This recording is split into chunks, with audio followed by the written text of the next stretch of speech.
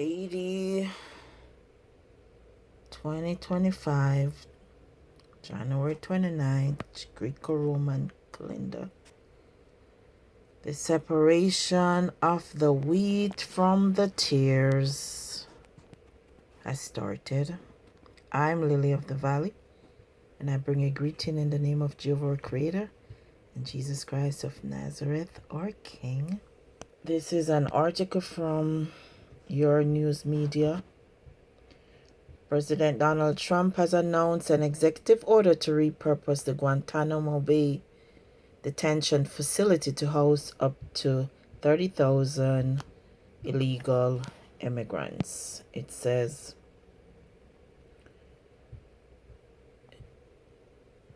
they have about 30,000 beds there in Guantanamo. I think that is in Cuba, some type of base over there. And that's where they're going to put, I guess, probably those of the offenders that have extensive criminal records and whose countries are not taking them back.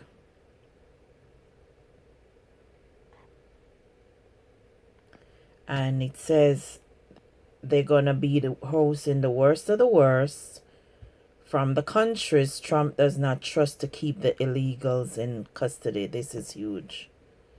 So that was Nick Sorter on X, also called Twitter. Okay.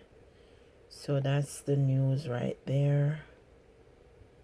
Because you know some of these people are weaponized to come and overrun countries just like they do Jerusalem, the slave trade. You can weaken a nation by importing sinners. Same thing that's happening in Jamaica. Same thing happened while Port Royal ended up at the bottom of the sea. Same thing has happened in Gaza, all those Arabs and Ashkenazis. Same thing that happened to us in the Americas. All these invasions by these various nations. You see how many of them we have seen come and go?